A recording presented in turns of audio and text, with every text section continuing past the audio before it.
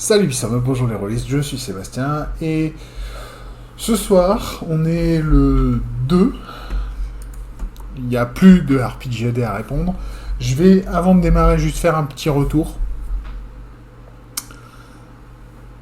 C'était vraiment une année très intéressante, j'ai vraiment apprécié la partie créative, donc le thème et la quête.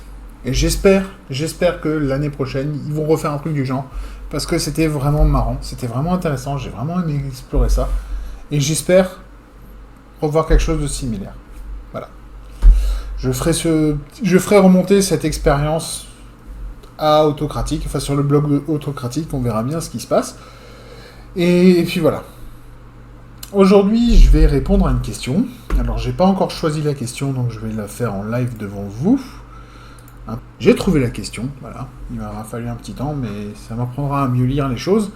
La question à laquelle je vais répondre aujourd'hui, c'est une astuce pour améliorer votre improvisation durant les parties. Alors, pendant une partie jeu de rôle, comment est-ce que vous pouvez faire pour vous donner plus de place à l'improvisation, pour améliorer votre improvisation, puisque c'est quelque chose que j'ai essayé de faire sur l'année qui est passée, que je suis toujours en train d'essayer de pousser. Et un des moyens, je crois que je l'avais déjà dit, un des moyens les plus simples pour improviser, c'est ne développez pas le milieu de votre scénario. Ayez la situation initiale, ayez la situation finale, ou du moins les objectifs de votre méchant, de votre antagoniste, ou des différentes parties impliquées. Ayez les grandes lignes de ce qui va se passer si les joueurs ne font rien, et laissez les joueurs agir. Ne leur donnez pas d'indices, autres que ceux qu'ils ont besoin pour avancer sur l'histoire. Ne leur forcez pas la main sur une route, laissez-les aller là où ça les intéresse. Et le gros problème avec cette méthode de maîtrise, c'est que vous devez être capable, très rapidement, de générer une rencontre s'il y a un combat ou quelque chose, et donc d'avoir sous la main un ensemble d'outils, un ensemble de monstres, d'ennemis prêts à être utilisés, et comme ça vous pouvez démarrer. Et vous pouvez réagir à ce que feront les joueurs, et puis voilà. Ou bien simplement, même des fois, vous pouvez simplement faire ce que pas mal de MJ ont déjà fait, c'est-à-dire faire croire à vos joueurs qu'il y a une opposition en face, mais en fait, il n'y a rien.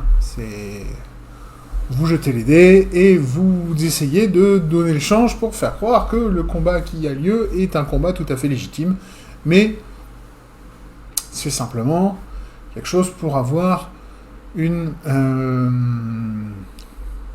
séquence de combat, quelque chose de sympa. Voilà. Alors oui, si vous entendez des bruits, vous pouvez faire des choses bizarres, c'est normal, c'est parce que ceci est une deuxième prise, parce que la première prise s'est arrêtée aussi sec que je l'ai commencé, quand en me présentant et en parlant avec les mains, je renverse mon verre. Salut Pissom. Voilà.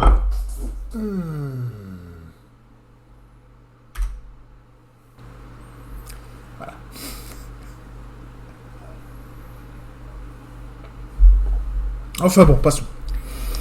À part un peu de whisky gâché, rien de grave. Et donc, ça c'est une méthode. L'autre méthode, je pense, qui pourrait vous aider durant votre improvisation, c'est de ne pas avoir un scénario... d'éviter les scénarios tout écrits. Décrivez... essayez de trouver ou de faire un scénario qui est plutôt bac à sable, même si c'est quelque chose de très linéaire comme une enquête. Vous pouvez avoir une zone de jeu. À chaque endroit qu'ils vont visiter, vous devez avoir eu l'idée de poser des indices qui amènent vers les étapes suivantes de l'enquête, ou au moins des étapes différentes, et de ne jamais, au grand jamais, avoir un indice visible à un seul endroit. Préparez qu'un indice ou une piste et sa place à deux ou trois endroits dans votre scénar, et en fonction de la piste que prennent les joueurs, et quand ils iront aux autres endroits, ces pistes-là ne seront plus là, ou bien elles y seront aussi, et puis ça confirmera, et les joueurs seront très contents de voir que les faits se regroupent et se dirigent comme ça vers un faisceau de preuves qui va les amener vers quelque chose. Et ça marche bien. Et au moins, vous êtes sûr, comme dit, n'ayez pas peur de faire dans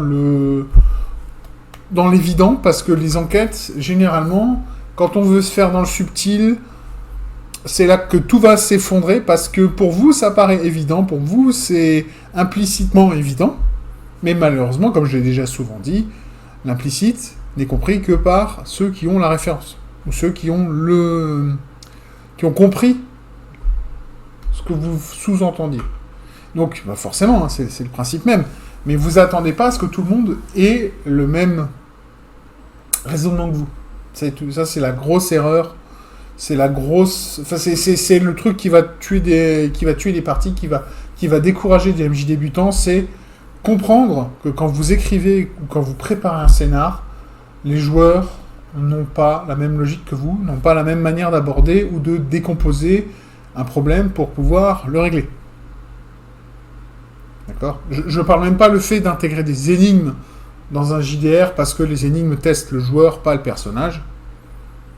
Ça peut être tout à fait intéressant. Ça ne me gêne pas de faire... Enfin, vous me direz, de toute façon, si on fait un combat, le sens tactique, c'est le sens tactique des joueurs, pas des personnages. Parce que sinon, ils n'arrêteraient pas de demander au MJ, je fais quoi, je jette les dés, ils font rien. Donc voilà. Et c'est là le problème du jeu de rôle, c'est qu'on veut faire croire que c'est le personnage qui est le centre du jeu, mais en fait non, c'est le joueur. Et c'est le skill du joueur qui compte plus que les skills du personnage. Et ça a toujours été le cas. Hein. Donc voilà. À part quand on commence à jeter les dés pour des dégâts, où là c'est uniquement le personnage qui compte. Mais pour tout le reste, à partir du moment où on parle de connaissances et de choses comme ça, c'est le joueur qui compte. Puisque le joueur ne peut avoir que les connaissances qu'il a. Il sait ce qu'il n'a pas. Il y a certains points qu'il sait qu'il n'a pas. Il y a certains points qu'il n'est même pas au courant qu'il les a pas. Donc voilà. Mais le personnage ne peut pas être, ou très difficilement, en tout cas c'est très dur à jouer, un personnage plus intelligent qu'on ne l'est soi-même. Parce que, en fait, un personnage plus intelligent qu'on est soi-même, on va pas arrêter de jeter les dés. Bah oui, mon perso le sait. Puis je jette les dés. C'est quoi une difficulté ? Allez, vas-y, jette 10. Bah voilà, j'ai fait 15, je sais.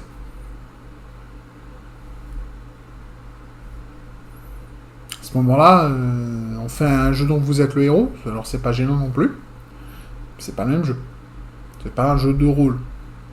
Enfin bon. Je me perds, je digresse. Et puis voilà, je vais m'arrêter là. C'est simple, faites confiance à vos joueurs, laissez-les emmener votre histoire là où ils veulent l'emmener, et vous, soyez prêts et réactifs pour pouvoir les suivre.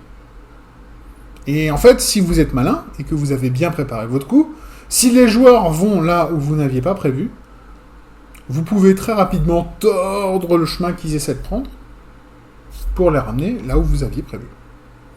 Mais ça demande un tout petit peu de nez, un peu de subtilité, parce qu'il ne faut pas utiliser le non ça marche pas, ou le tu peux pas y aller, ou le non. Il faut être un peu plus intelligent dans l'approche de la chose. Faut non mais, oui et, non mais, enfin oui mais, voilà.